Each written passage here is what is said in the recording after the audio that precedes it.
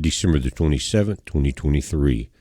Guys, I hope all of you are having a great holiday weekend going into this week and into this next weekend with New Year's. And I hope you're staying warm with the storm that's moving through central U.S. that we talked about in the video last night. Let us know how the weather is in your area. We may get it dipping down a little bit into north Mississippi and parts of northern Alabama. Doesn't look like it would be heavy snow in that area, but keep an eye on it. Keep an eye on your pets. We're going to be down close to freezing tonight and for the next few nights here in central Mississippi. So just keep your heads up. And again, like I said last night, check on your friends and family that could be inside some of those blizzard conditions. Now, the reason I'm going here now is because we're going into 2024 here in just a few days. And a lot of folks have talked about it's going to be a year to remember in many ways, and I have no doubt that after what we've seen in 2023 that they're absolutely correct. Now, what you're looking at is an image from October of last year in 2022 on October 16th. So Euphrates River. And I'm going here, you can probably already figure that out, because I think we're very deep into the book of Revelation, what's going on. And in Revelation 16, it talks about the angel pours out his vial upon the sun. First, the men are scorched. They're saying last year was the hottest year on record. This coming summer could be worse, guys. Can you imagine that? And still, men blaspheme God for it, not realizing that it was told that this was going to happen. Anyway, this is the Euphrates River just a little over a year ago, and you could walk across it. And what does Revelation 16 say? When that angel pours out his vial upon the Euphrates, it dries it up, and what does that do? It allows the kings of the east to cross it. Something else tied into that time is about the three spirits going forward, not from the Euphrates, but the crossing of the Euphrates and the drying of it are symbolic of that very time. And I think that's how close we are to it. Look at what's going on in the Red Sea. You've got ships that are being blockaded, being attacked. We're basically at war. We got U.S. warships that were attacked last night, I think it was, with 20 or so drones and missiles, things like that. So you really can't say we're not involved. Now, the U.S. had tried to get a coalition of many of the nations to come in there as part of a Red Sea security agreement, bring ships in from different navies around the planet and help protect it, but most of them have actually declined to do it. They said they would at first, and they're starting to see the repercussions and the facts that there's some very powerful people. Iran is there, Saudi Arabia, Egypt, and a lot of it's backed by the bear itself. Again, you could wade across the Euphrates here, so that's basically about as dry as it has to get. Think about it. There's a trickle, but there's been thousands and thousands of farmers along the Euphrates that have had to move into the cities because they can no longer even get drinking water. And you see here they're trying to pump some out of the Euphrates, what's left of it, over the ridge to the right. I've seen other images to try to irrigate their fields. And people have dug well after well for them only to dry up within a few days. So they're having to migrate. The old lesson was when climate changes, like you're seeing things like here, you have to adapt, migrate, or die. And some have died. A lot of them have migrated into the cities. And that's quite a shame because imagine living along the Euphrates Valley. But you got Turkey involved, Syria, other people like that are on this river. Kings of the East moving across it. There's other things that happen in Revelation 16 that I think are symbolic as far as the time goes, and goes back to the book of Job. Let's take a look at that book for a moment. Now, I want to start with Revelation 16:8, which is the fourth angel and the fourth vial. It said, "The fourth angel poured out his vial upon the sun, and power was given unto him to scorch men with fire. There's a lot of scorching going on right now, and men were scorched with great heat and blasphemed the name of God, which had power over the plagues, and they repented not to give him glory. And the fifth angel poured out his vial upon the seat of the beast. Now, it's important to think about that. I think the beast system is not located in one seat. I think it is possibly, it could be even this nation. Look at what's going on with the kids and things like that. And his kingdom was full of darkness. Has the beast system set itself up here in Babylon? And they gnawed their tongues for pain and blasphemed the name of God of heaven because of their pains and their sores, and repented not of their deeds. A lot of plagues and things going around. And the sixth angel poured out his vial upon the great river Euphrates, and the water therefore was dried up, that the way of the kings of the east might be prepared.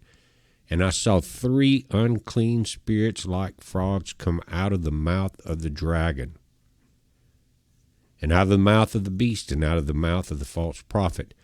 So, the dragon we know is the leader of the evil kingdom, Satan, and out of the mouth of the beast. To me, you know what it means? The mouth of the mainstream news networks around the nation, and around the world, and out of the mouth of the false prophet. There's a lot of false prophecy going along, but there's going to be, to me, a leader. Is that leader already here teaching false prophecy? For they are the spirits of devils. Listen, they have gone forth out of the mouth of Satan, just like you see in the movies, which go forth into the kings of the earth and of the whole world to gather them to the battle of the great day of God Almighty. Then the words go to red. Christ is talking to John on the Isle of Patmos. Christ said, "Behold, I come as a thief." You're not going to be aware of it. You're not going to have the timing down. "Blessed is he that watcheth, and keepeth his garments, lest he walk naked, and they see his shame. And he gathered them together in a place called in the Hebrew tongue Armageddon. The seventh angel poured out his vial into the air, and there came a great voice out of the temple of heaven from the throne, saying, It is done. And there were voices and thunders and lightnings. There was a great earthquake, such as was not seen since men were upon the earth. So mighty an earthquake and so great. And the great city was divided into 3 parts, and the cities of the nations fell. And great Babylon came in remembrance before God to give unto her the cup of the wine of the fierceness of his wrath. Every island fled away, and the mountains were not found. And here, this goes to Job. And there fell upon men a great hail out of heaven, every stone about the weight of a talent. Guys, in the New Testament, a talent weighed about 129 pounds. Now, that's not a natural hailstone by any means, and it comes out of the heavens. And we talk about, in other verses in the Bible, fire raining down in the end times. It looks to me like it's a meteorite shower caused by a burst of asteroids. And it could be something as strong as the asteroid belt getting kicked out of alignment, because you got what Ceres is the largest rock in the asteroid belt, and it has the weight of 1/3 of all of the millions of asteroids that are there. Something could, just like a pool tournament, something go wrong, something change in the gravitational force in God's timing. And we see that happen. And I think whatever that gravitational force is being created by a large amount of debris. I don't think it's a planet necessarily. I've seen no images. But let me say this about asteroids. If they're coming from the sun, they can't be picked up. You can't see them until they pass the earth and they catch them on radar. And this was poured out upon the sun. Remember that. And I think as all of these events are happening, the war's about to happen, God steps in and shuts it down. Now let's go to Job just a moment. Now, if you remember, Job was catching all kind of grief. I'm not going to go into details about it, but in Job 38, the Lord kind of shuts that down. Job had a couple of buddies, I think, that were sent to him by Satan that were telling him everything that was happening to him was his fault. The diseases, the death in the family, everything was his fault. He was doing everything wrong. Guys, have you ever had anybody in your life like that you had no ill wishes on, but they always were a very negative influence? Well, God comes in here and says, Job, quit listening to these fools. And because you don't know anything, and they sure don't. And then he starts going into how ignorant man can be when it comes to the powers of God. And he says, has thou entered into the treasures of snow? He's been going on in here. Do you know how you were born? Do you know how everything was created? No, you don't. I do. Hast thou entered into the treasures of the snow, or hast thou seen the treasures of the hail, which I have reserved against the time of trouble, against the day of battle and war? There we go. That's what I'm talking about. I think these treasures of hail, when you're talking about it, some rocks or hail, they're saying hail, mixed with fire and brimstone in some cases, but it sounds like a meteorite storm and all of the fire and everything coming through, because when a meteorite, you can't see an asteroid, even if it's large, and especially after it breaks up, until they burn into the atmosphere, then you see these burning meteorites. Now, the dinosaurs saw a burning rock coming in, and it ended it for them, according to a lot of scientists. So we're dealing with some times that are very close to the end. The Red Sea is in trouble. It's going to starve out Israel. It's going to affect trade as far as the petroleum industry. And Houthis, backed by Iran, who now is admitting it, they are taking pot shots at most every ship that comes through there. It's costing another 2 or 3 times in shipment for products that come in or out of there, because now they're having to go around the Cape of Africa instead of through the Suez into the Red Sea. And remember the video where we talked about Israel was going to build a canal? I don't think they have time for that in the present situation. We'll just have to see. So my question is to everyone watching, and I'd love to hear your comments. Have these 3 spirits been released? Are the leaders of the world running into a World War III? And why would Satan release these spirits to lead the leaders of the world? We know the U.S. is highly involved. We know that Israel is, and we know that NATO is.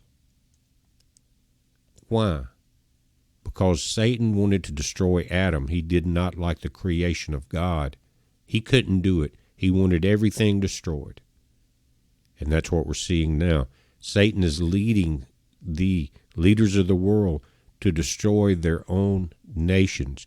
Do you see what's happening at our border? Do you see that right now our Navy's in the Red Sea? It's a sitting duck. The Red Sea has stopped one of the most powerful armies in the world, Egypt. When they drowned trying to follow the Hebrews coming out of captivity. Red Sea may be the death of another great nation or 2. You keep piling in all the Navy into one spot, really? And right now, a lot of the nations involved in this are very low on ammo. And they admit it. They put everything into Ukraine. So who is the leader of the leaders? It's Satan. He's leaving a trail of destruction in every nation where he has a leader in place. That I think, and I've said it before, many of these people are spiritually infested with demons. You can tell the way they act. They have no humanity. Their eyes are not light anymore. Nothing but lies comes out of their mouth. Who is the father of lies? Now, Satan is in charge. This is a spiritual battle with physical implications, for sure. But God will win this. But we have to stay true. We can't not realize what is going on. We can't be the ones that blaspheme God because the prophecies are coming true. We have to work around that and keep him in our heart so that he keeps us in his heart and under his wings of protection. But that was in my heart to come here and talk about this, guys. I think the Red Sea is a trap for sure, and that would be perfect for the leaders of our nation to put, even though the Navy's depleted, it's still very powerful, to just give it away into a trap set by the Middle East. That would pretty much end the capability of the U.S. to defend itself at all. Satan is laughing at how stupid the leaders of the earth are, thinking that he's promised them, you lead them to destruction, I'm going to set you up, even you, Mark, in an island bunker in Hawaii. Yeah, father of lies. Remember that, all you guys that are betraying the human race. He's the father of lies, and you will be the first ones going down by him. Going down to the crossroads, they say you got to pay that price. You made that deal. We're watching it, guys. You watch it. It's a heads up. Be safe.